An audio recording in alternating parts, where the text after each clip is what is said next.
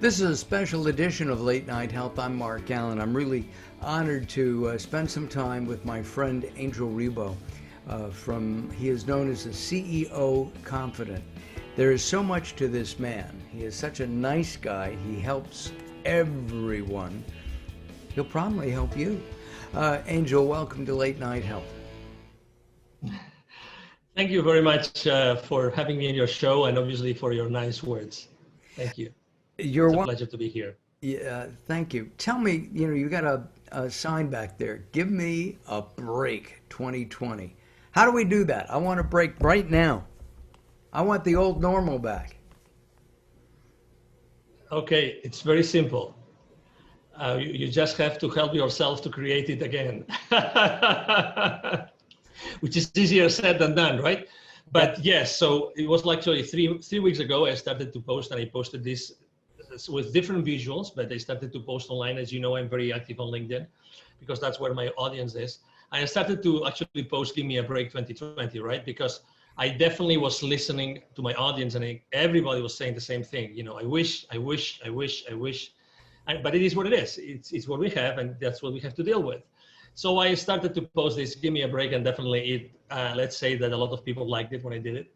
So in order to answer your question, let me tell you something. So the first thing is probably, why don't you start analyzing yourself? Where does this break need come from? Why do you need it? What are those things that are inside of you that make you think that you need the break? I'm not saying I don't have that need. And actually, I think that one of the main reasons why I was posting this so many times is because I personally am the first one needing a break. But what I would recommend, and I would have been recommending to my business partners and clients, is what is inside of you, which is actually shouting, like screaming, I need a break, I need a break. What's that thing? So what is that resistance being built? That's how I like to describe it. What is that resistance being built that you need to explode? I remember when I was in middle school, you probably remember that too, we were studying that concept of entropy, which is the level of disorder of a particular system. I think that the disorder in our systems has increased. How do we deal with that increasingly disorder in our lives is probably the same as the answer to why or how can we get a break. Do you need a break? You're very active in general, and he's shaking his head. Yeah, I need a break. What do you need a break from? So I have to tell you that I'm in denial, right? Because there's several people very close to me, they've told me I need a break, but I refuse to take it. And let me tell you why I refuse to take it. That happened to me also in 2009, interestingly enough, which was I was so proactively acting upon what I saw, the opportunities I saw in front of me, that I just couldn't stop. Literally, I just couldn't stop. Right now, since all this started, I'm growing my team, I'm growing my customer base, I'm growing so many things. And every single night I work, right now I'm working on 2 shifts for myself, but in 2 shifts.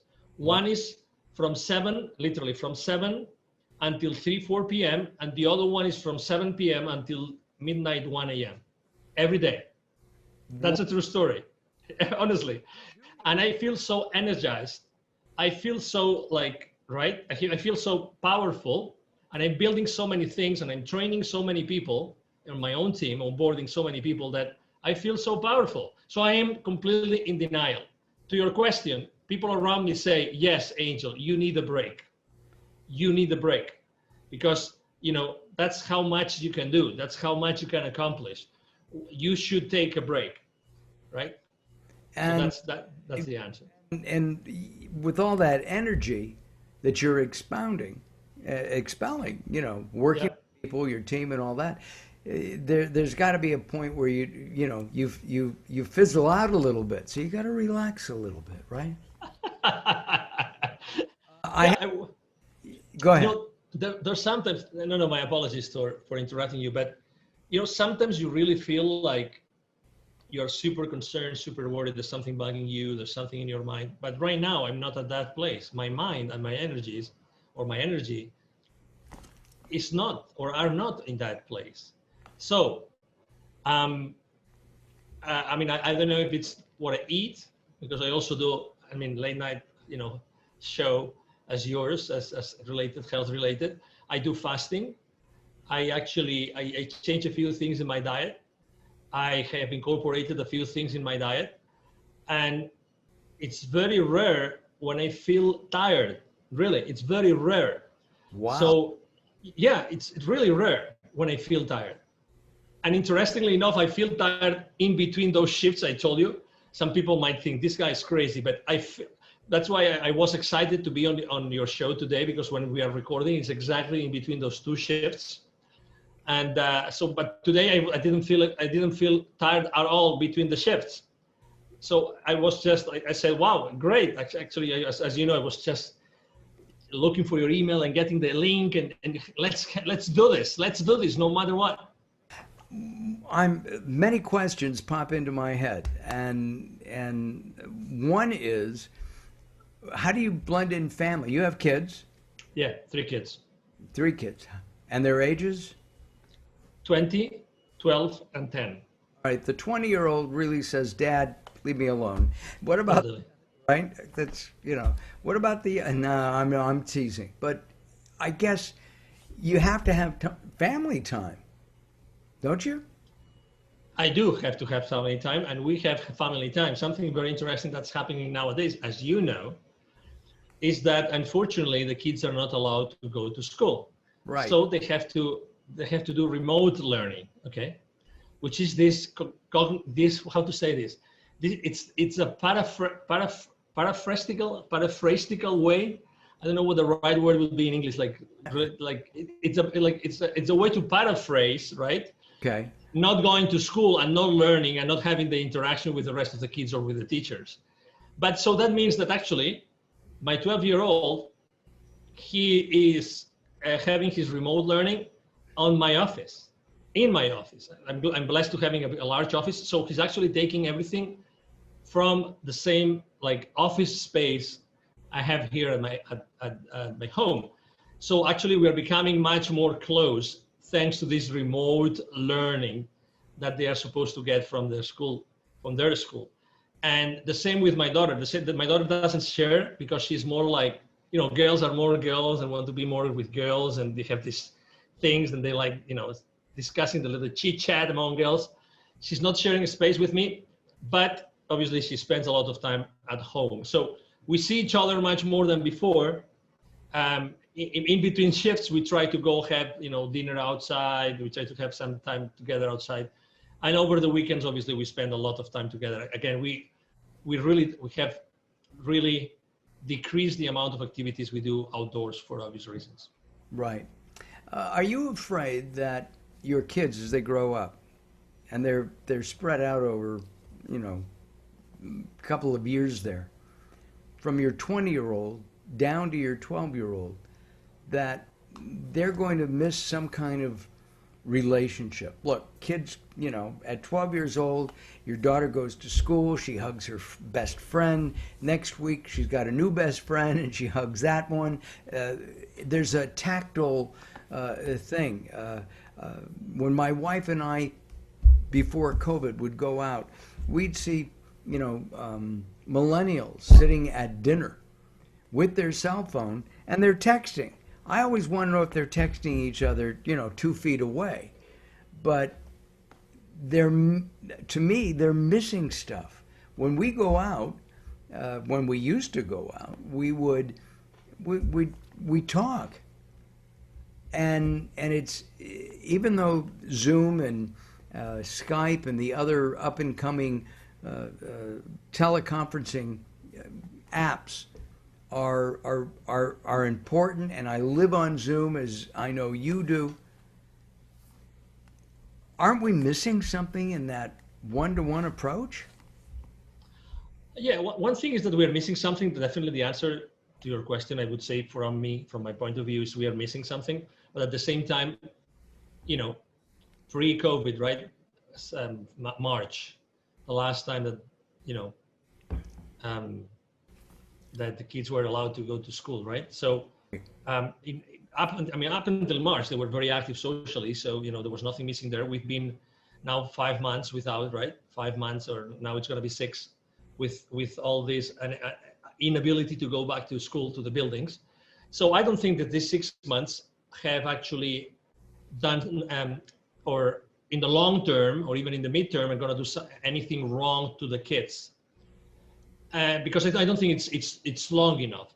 And actually, to the contrary, I believe that this time at home and realizing what's going on around them has given them the opportunity to think about things that they would have never thought had they stayed on a normal, way of doing things and going to school, and mom goes to work and dad goes to work. So I think that it's a great opportunity that the kids have lived. I guess this depends on every single home, right? But I think that the thoughts and the ideas and the discussions conversations that they have had with us, with the parents at home, I think it's really important. Number two, obviously they have still met with friends. I mean, there's been sleepovers, there's been, kids, they have gone to some other, kids, friends. And so there has been some social interaction. And right now, for instance, in Texas, they are talking about opening back schools. And yeah, I mean, we still have not decided. Yeah. Have you decided if you'd let your kids go back? Yeah, I mean, when they asked us to decide back in June, we said yes. We want them to go full speed to school. But then, I mean, I regret to say this, but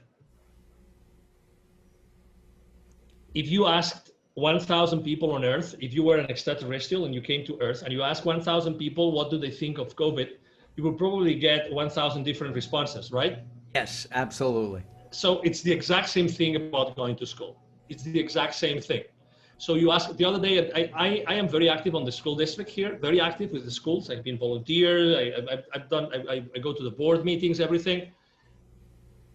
Every time I ask the same question to different officials from the same school district, from different campuses, I get different responses every single time. Every single time. I'm going to give you an example. Sure. I'm going to give you an example to your question. I wanted to be part of a committee that was put in place before the school year started in August. And that committee met, and it was the counseling committee of the school district. It was part of that committee.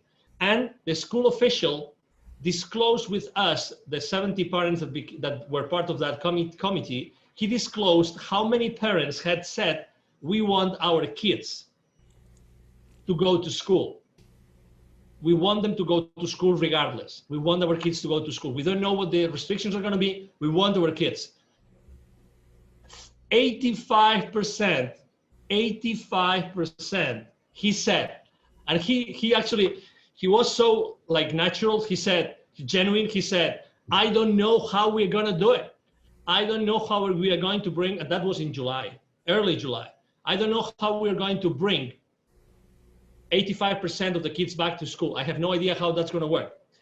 Fast forward, the school district decides there's going to be no face-to-face in-person school. Right. Because the parents had actually voted, and they voted 50-50. So we decided not to do it. And then and then you read a newspaper, local newspaper, and then you read the exact same thing. 50% of parents said, yes, we want our kids to go to school. 50% said no. So this is just an example. And I'm talking to you about public servants, Mark, public servants. Okay, so there's this bubble of common, I'm not going to say consciousness, common knowledge, right, created by, organizations, by media of all kinds of media, right? So there's this bubble, and we all try to get information and to download information from that bubble, okay? So, oh my God, where do we live? What's the reality that we are living in, Mark? There's one word that comes to mind, Angel, and that word is confusion. Right? Because we don't know. If my kids were of school age, I don't honestly know what I would do. And I really don't. I don't know if I would send them to school because it's scary, right? I have a friend whose wife was working. She came down with what she thought was a cold, got a test, took 3 days or 4 days to get that test back. She has COVID. He has, what does he do, right? How does he not help spread it? Somebody's got to go to the market. And it's hard to get delivery. Where here in Ventura County, California, where I live, I know that it can be difficult to get food picked up. And frankly, I don't know if I want somebody touching my tomatoes before I touch them. I mean, it's just honest. I think that what happens in a pandemic is that people, as I said, get confused.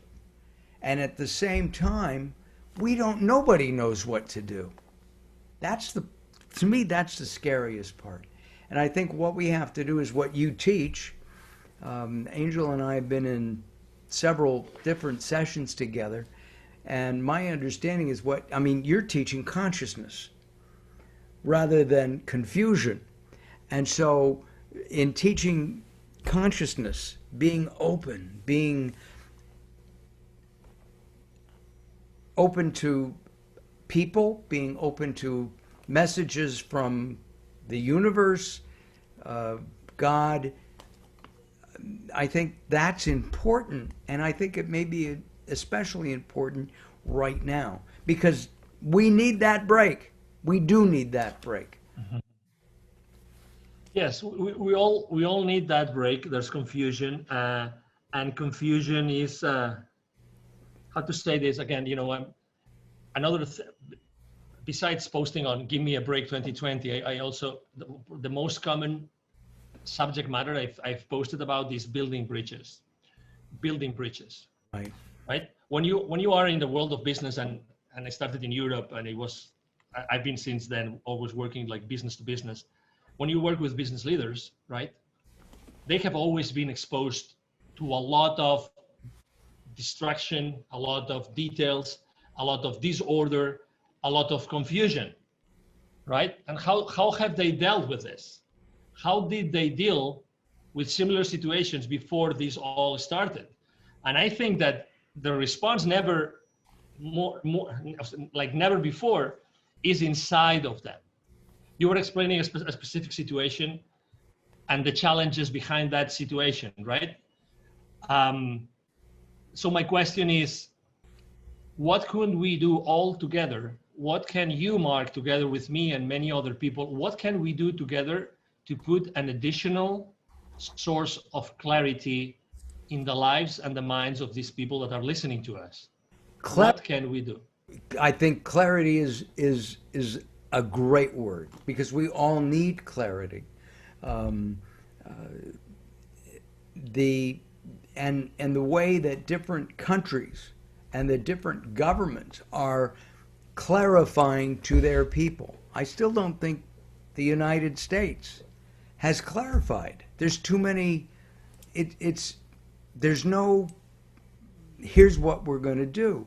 I was talking to somebody in Australia a few days ago, and apparently the PM, Prime Minister of Australia, has made the following statements. If and when a vaccine is developed for COVID-19, it will be given free to anybody who wants it. And I don't see that in the United States. I see Big Pharma saying, let's make some money. That's confusing to me, right? And well, let me add something. Again, with all due respect to everybody, again, I think that it's funny because last night I was thinking about this chat with you today. Right. And I was thinking, there has to be, Mark picks the most extreme, no, just an example, okay? So you pick the most extreme pro-vaccine liberal, blah, blah, blah, you name it. You pick the adjectives. And I pick the most conservative,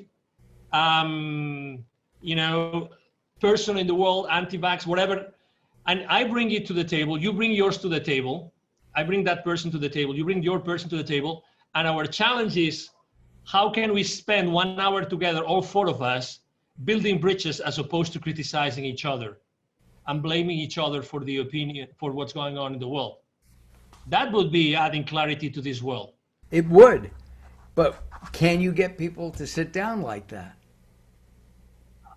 Absolutely. Yeah. I think that the challenge will be yours. I think that the challenge is not for you to find it.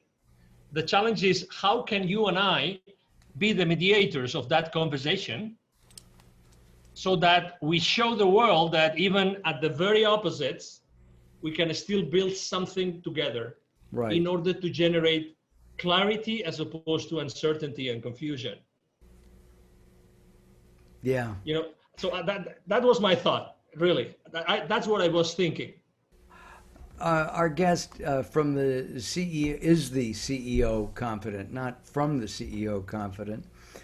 He works with CEOs all around the world, and he's sharing some insights today on what's going on in our crazy world. Angel and I met through at a workshop, several workshops at the EBC. We were in, were we in Oceanside and Sandy? Yes. Right? Oceanside, yeah. Oceanside and California. And it's been a couple of years. And we keep in touch, and then we lose touch, and now we're in touch again. And Angel recently helped me with my book, Growing Old Sucks, but it doesn't have to, and I really appreciate that. And then 2 years ago, I ran into, I think we were in, you were here in LA, in the LA area, and you introduced me to some people, and they said, if you ever come to Spain, look us up. And we planned a trip, and turns out that we spent the time in Nirja, which is where they live, and it was a great time. I wouldn't have gone into the caves of Nirja, which are phenomenal, had it not been for them. What are you doing now? You've mentioned building bridges. I know that in my business, which is video production and hosting, I've been going out and doing more and more interviews, as many as I can, to enhance my paid videos, because we all need money. So what kind of building bridge techniques have you developed so that people who are used to flying from Dallas, where you are, to Philadelphia to make a sale, they're now doing it through the computer? Mm-hmm. So the first thing I've done is I kind of tweak my strategy of what kind of content I share online. That's the first thing. Okay, so I have been more on the side of, personal, immediate, taking action kind of posts, in which the content is very simple, the ideas are very simple, they're very easy to digest graphically and visually, but they always have a message. And I have to tell you, people consistently, my audience consistently appreciates the fact that I'm not talking about complex things like as I used to do before. I'm now talking about more self-help motivational stuff, much more than business related, which I still do. But I think that people need more than ever, because they spend more time online. They need to hear, they need to listen and to read things more closer to their hearts. That's number one. Number two, and you mentioned it very well, it's funny how the stars align themselves.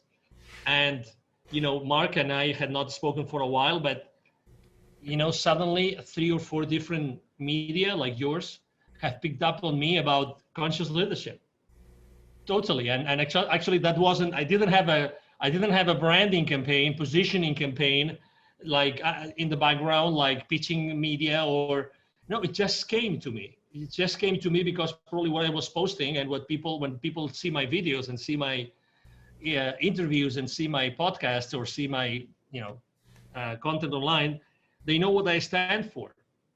So, and again, going to the world of business, because as I said before, I work at the business to business environment or arena.